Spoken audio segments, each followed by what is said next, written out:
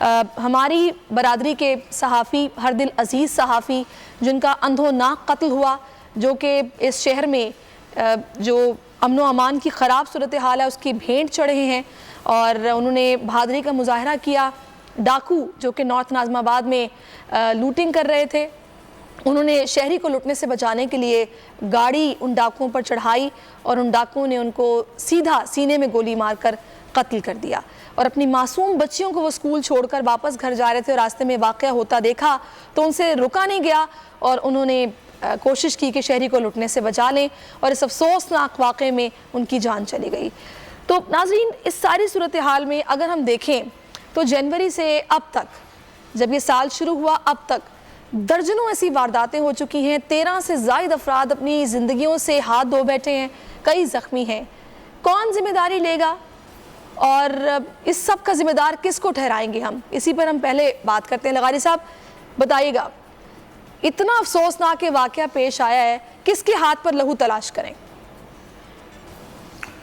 بہت ہی افسوسناک، بہت ہی دردناک، بہت تکلیف دہ۔ اطہر ایک بڑے صحافی تھے اور اب یہ بھی ثابت ہوا کہ وہ ایک بڑے انسان تھے۔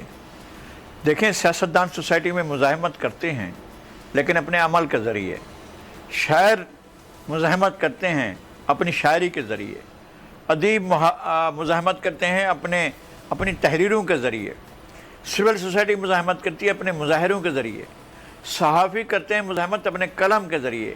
یہ ایک صحافی، اس نے مزاحمت کی ہے اپنے عمل کے ذریعے، اپنے حقیقی طور پر اپنی جان کو داؤ پر نہیں لگایا، اپنی جان دے دی مزاحمت کرتے ہوئے کہ ایک جرم اس کے سامنے ہو رہا ہے، اور اس نے دیکھا کہ مجرم ایک شہری کو لوٹ رہے ہیں، تو اس کے دل میں یہ تھا کہ اس طرح شہری کو نہیں لوٹنا چاہیے، اور اس نے مزاحمت کی، اور اس مزاحمت میں وہ ہمارا ساتھی، ہمارا دوست، ہمارا بھائی اطہر متین شہید ہو گیا۔ ہم بہت دل گرفتہ ہیں، بہت افسوس ہے اس کا لغاری صاحب، کہ ہمارا میں ساتھی نے ایک نجی ٹی وی چینل میں سے پہلے جب کام کیا ہے تو اتفاق میرا ہوا ہے اطہر متین صاحب کے ساتھ کام کرنے کا۔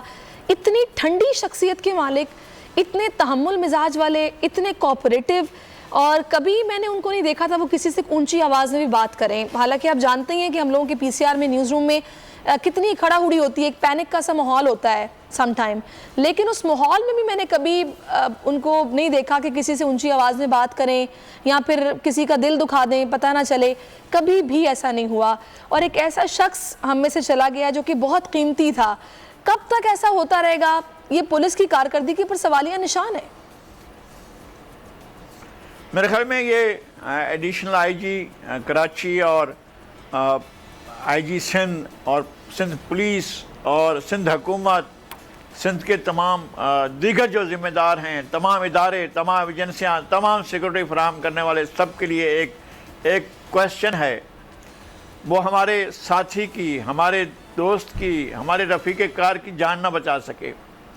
اتنا تحمل مزاج شخص، اتنا ٹھنڈے مزاج کا شخص جو ہے، وہ مزاحمت پر کیوں اترا اور کیوں اس نے اپنا جا کر، اس لیے کہ ایک شہری کی جان بھی خطرے تھی اور اس کا اسباب بھی خطرے میں تھی، اور اس نے دیکھا کہ ایک شہری لٹ بھی رہا ہے اور اس کی جان کو بھی خطرہ ہے، تو پھر اس نے اپنی جان کو خطرے میں ڈالا اور اپنی جان قربان کر دی۔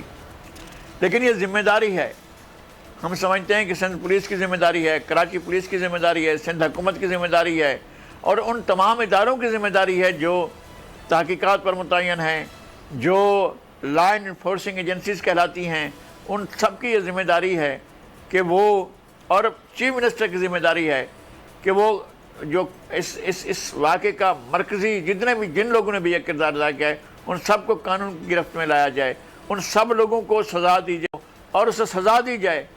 ایسا کیسے ہو سکتا ہے کہ پرامن شہری جا رہے ہوں اور ایک شہری دوسرے شہری کو لٹتے نہ دیکھ پایا ہو تو اس کی جان لے لی جائے؟ لغاری صاحب، مجھے تو اس بات کا افسوس ہوتا ہے کہ دن دہاڑے چلتی ٹریفک میں واردات ہو جاتی ہے، اتنے بے خوف ڈاکو ہیں، ڈکیت ہیں یہاں پر، جنہیں کسی قسم کا کوئی خوف نہیں ہے کہ ہمیں پکڑ لیا جائے گا، ہم دھر لیے جائیں گے۔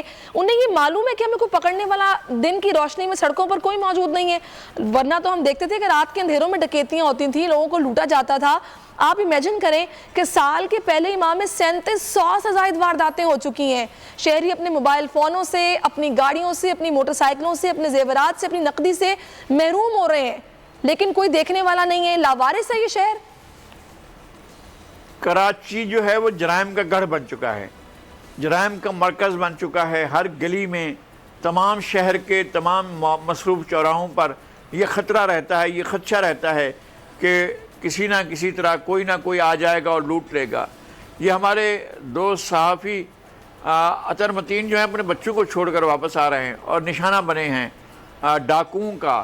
اور وہ ڈاکو کیا واقعی بے خوف تھے؟ اور لگتا یہی ہے کہ وہ بے خوف تھے. اب یہ اس علاقے کی پولیس کی ذمہ داری ہے.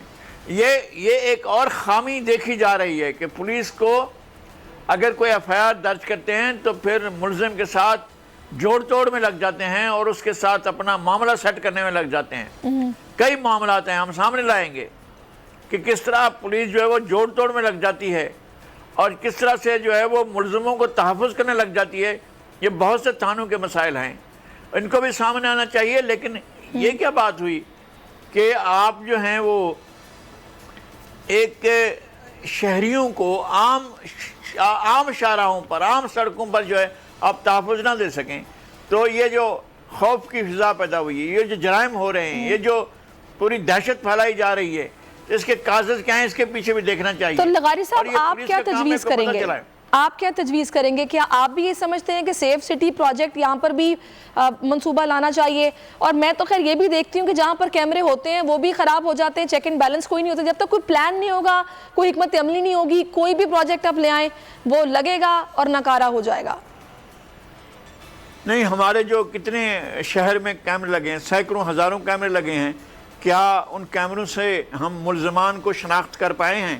کیا ملزمان کا ہمیں پتہ چلتا ہے کہ وہ کون سا ملزم ہے جو یہ واردات کر رہا ہے؟